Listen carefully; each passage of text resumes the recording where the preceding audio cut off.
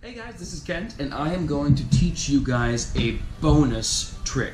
Now this is something that we haven't done in class, it's something that, or we haven't gone into any depth anyway, but I'm going to give you right now an in-depth discussion on a fantastic utility move which will help you to make any object, well, I won't spoil the surprise, but watch, look. Any object that fits into your hand like this, any object that you can hold in your hand, you can, with this move, you can make that object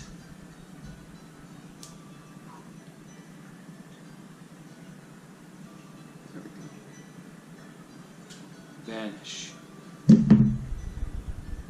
Isn't that cool? I'm going to teach you exactly how that works right now, okay?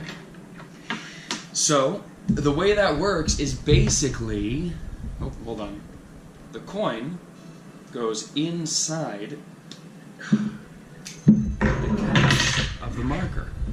I'm kidding, that's not what happens. I'll show you exactly what happens. That's not what happens. If you rewind, you'll see where I actually got that coin from.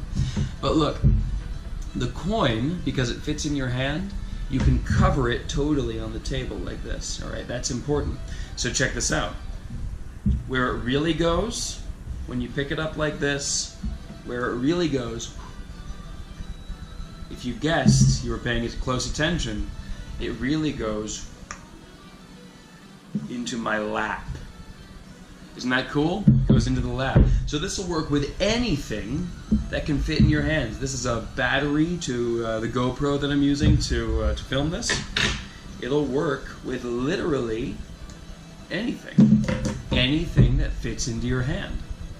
So what I want you to do, if you're not at a table right now, I want you to pause the video, okay, and get yourself to a table where you can watch the rest of the video, but then you can practice along with me, because I'm going to be teaching you how this all works in depth, okay? So get to a table, and I'm going to assume that you're at a table right now, that you've paused it and found a table, okay? And you need to also find something that is, I mean, a quarter is perfect for you guys. Like a quarter, or this is a $50 here, would probably work for you guys too. It just needs to be able to be covered by your fingers on a table, like that, okay? For me, I'm using this kind of large copper coin, but look at this. This, you could even use the die from the other day, right? Work exactly the same way, right?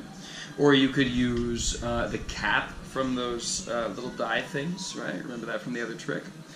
I got some candy canes here. It'll work with candy canes. It'll work with anything, but you guys probably have access to a coin, so let's get a coin, okay?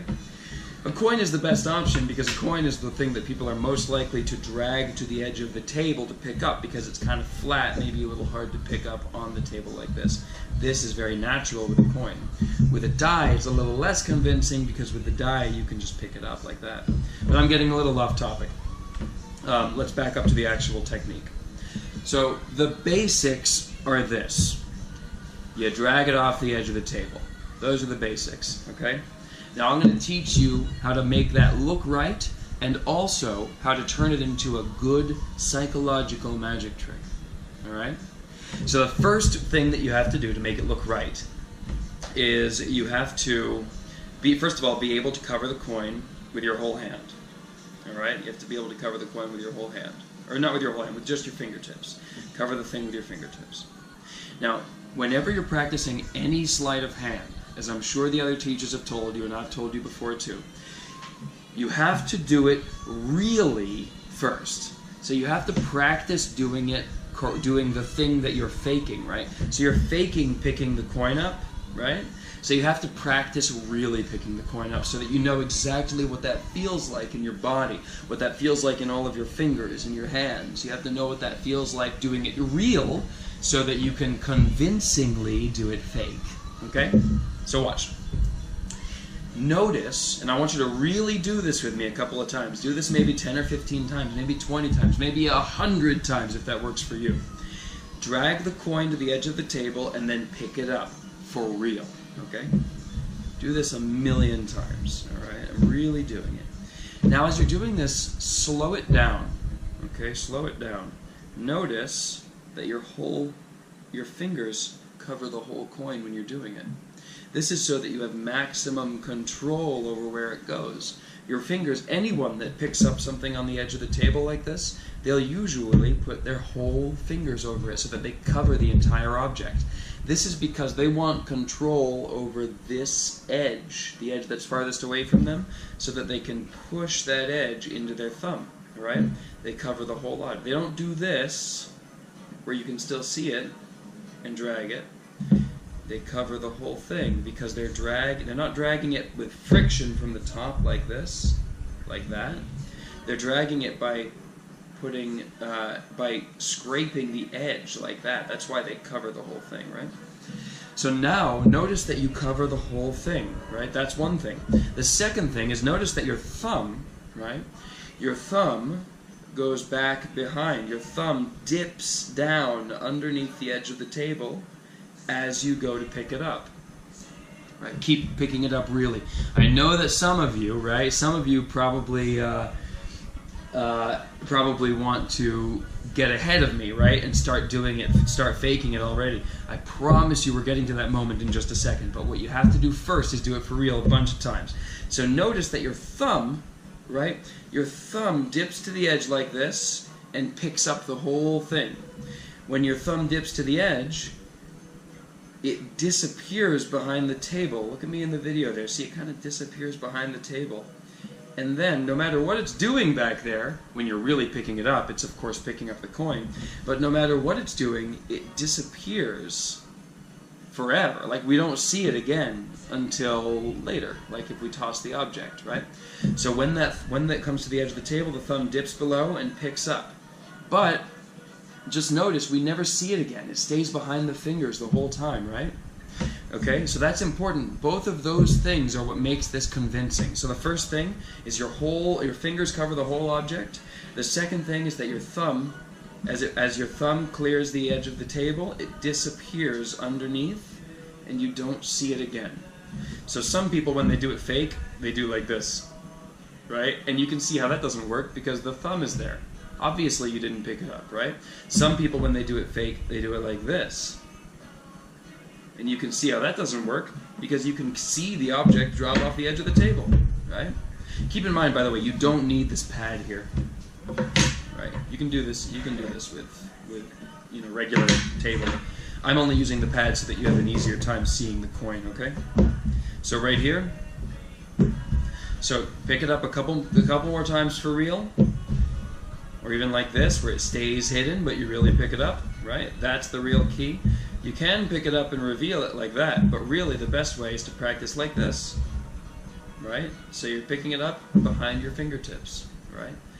Now we're going to drop it off. Now we're going to ignore the left hand for a while. The left hand plays a very important role in this, but we're going to ignore that for a few minutes. So the first thing that we want to do is just be able to make it look like that coin goes into the hand. You should do this so perfectly, right? I play this game with some of my magician friends. You should do this so perfectly that even a magician doesn't know whether you picked it up or left it on the table. So I ask you guys, see if you can guess correctly, because I do this pretty well, right? That one, I didn't pick it up. This one, I did. Can you guess correctly with 100% certainty? Check this out. Did I pick it up or not? That time I did. Were you right? Did I pick it up or not? That time I did. Were you right? Here. Did I pick it up or not? See, I did again, right? I'm trying to mess with you guys. Did I pick it up or not? See, that time I didn't, right? But see how it looks exactly the same? It should look exactly the same whether you pick it up or you don't. See? Okay? So that's a game that you should actually play if you have brothers or sisters, or if your mom or dad wants to play. You should practice this enough so that you can do this and people can't guess with certainty whether or not you actually picked it up.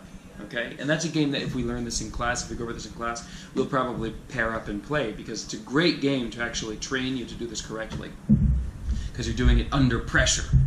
Now, when there's no pressure and you're performing, that's a different thing. Like when people just think that you're picking up the coin because they have no reason to believe otherwise, that's going to make things a lot easier.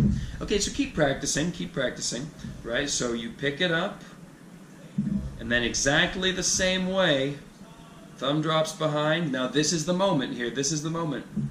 When your thumb drops behind and you're going to fake it, right? This is how it works. You drag the coin to the edge of the table, and then this is the easiest thing in the world. All you have to do is not pick it up, and it will fall right off the edge of the table. Don't flash your thumb. Your thumb has to stay behind your hand. Just don't pick up the coin. Drag it all the way to the edge and let it fall. In fact, I'm going to give you guys the behind-the-scenes view on this. Here, check this out, right from here. So this is really picking it up. And here's the fake.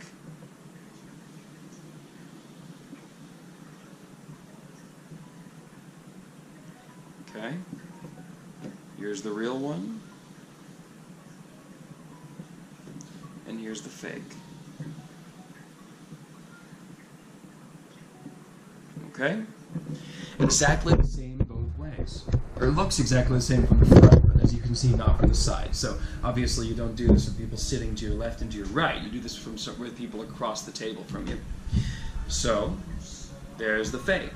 Now, one thing to watch out for, okay? One more pitfall that you can fall into when you're practicing this is that you can, sometimes you're afraid that people will be able to see the empty space or see the coin fall, right? So one thing that people will do sometimes is do this. And you don't want to do that. You don't want to do that. Trust me. If you have covered up, or you do like this, right? If you've covered up the coin with your whole fingers and you just drag it off the table, and then the last thing to come off the table is your fingertips, like this, no one will see the coin fall. Another mistake people make is they panic sometimes, and they accidentally really pick it up, and then they start picking it up, and then they realize, oh no, I picked it up, and then they drop it like that. Okay, so you don't want to do that either. So you don't want to do this, and you also don't want to do this, okay? You have to come up with a nice balance, all right? Now the way to catch it in your lap, I didn't mention this, but the way to catch it in your lap is just to put your knees together, okay? Put your knees together and lift your knees up, because something else that happens sometimes is if people's knees are down, because I know you guys have shorter legs because you're younger, so I'm at a table, my knees are usually at right angles, right, because I have longer legs than you, but you may have to pick your knees up like this so that it doesn't fall forward off of your knees, right? Because you'll catch it in your lap, and then it might roll down forward if your knees aren't high enough. So when you catch this in your lap like this, sometimes it might do this.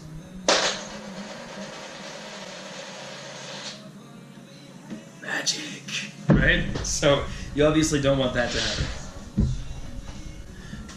So, once again, drag it to the edge of the table, thumb goes behind, knees come together, knees come up, thumb doesn't appear again, coin falls off the table, and you pretend that you have it here, alright? Notice also what you do when you're really picking it up after you really pick it up, right? So if you really pick it up and you have it here, I do this little hand gesture thing. Maybe you don't have it, but maybe you don't do it, but I always kind of do this kind of like wrist motion thing. So I pick it up and there it is, right? Maybe you don't do that, but that's okay. You can just notice what you do and then copy that, okay? Now, that's the move. Now, how do you turn that into an actual trick? So here's how you turn that into a trick.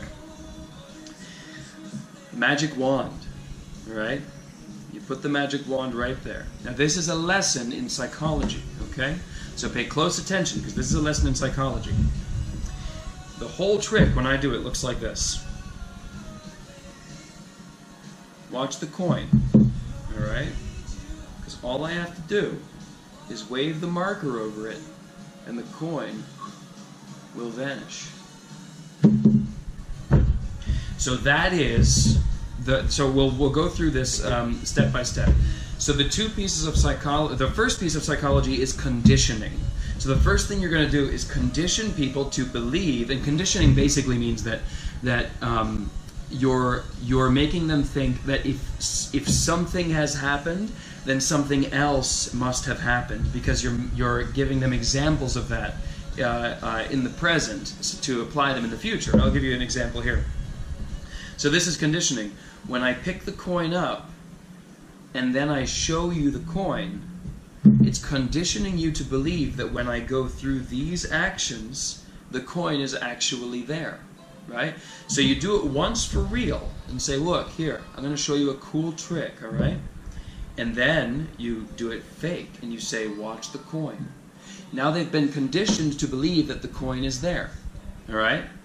So the second piece of psychology is this. You're going to transfer the coin from one hand to the other. You're not actually moving anything. Now remember those old sponge ball moves where you were, where you know, Will was teaching you guys to try to thumb palm so that you'd have it in the other hand for real? Well, this is kind of the same because you're faking throwing the object, but it's a little bit different because there's no object in your hand to begin with, okay? So here, when you throw this object, you're not actually throwing anything. So this is another example of sleight of hand where you have to practice really throwing it. And what does it look like when I really throw it with my hands? What does it feel like? What are my hands doing? All right, so this hand throws the object, and this hand closes. What's the timing on that, right? You have to remember, you have to think, what's the timing on that? So when I throw a fake object and there's nothing there, can I make it look like there's a real object there? I looked in the camera, that looked like there was something there, didn't it? There wasn't. So look, you have nothing, and you throw. Your hand drops a little bit. Notice that when you really throw, your hand drops a little bit to catch it, right? Your fingers snap around the object like that, okay, to catch it. That's what happens when you really do it, right? So when you fake it, you got to do the same thing.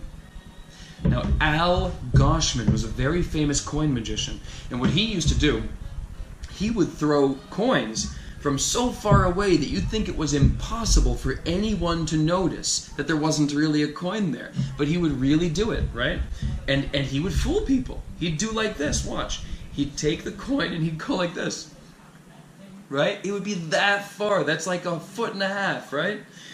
But people would still believe, they would swear that they saw that coin go from one hand to the other. It would be like this. He'd do it with a clipped coin like this, right? He'd do like that. That was like 1 foot, and it looked like that coin went over there, didn't it? It didn't. That's the cool thing about this, but you have to practice so that it really looks like when you're throwing something, you're not really throwing it. It really looks like when you're throwing nothing, you're really throwing something. So you got to practice, okay? So those are the first two pieces of psychology. Is this piece here where you, oh sorry, I accidentally dropped it. When you condition them to believe, and then you throw the fake coin, right? And it's gone. Now, this is not a trick. The reason, why do you throw the coin? There are two reasons. For the magician, as a magician, you're thinking the reason is this. When I pick up the coin and I throw it, right? If I throw the coin to the other hand, fakely, right? So I've dropped it off. The reason you have to throw it is to take them away from the method. The last place that coin was seen, it was at the edge of the table. If you take the coin and now place it in that hand, so to speak, the last place they saw the coin was in your hand. So now it's a much more convincing illusion, right? Now, where was that coin? Where did it go, right? If it's here and I pick it up and then make it vanish, it's too soon. It's too soon. Do you understand? It's too soon.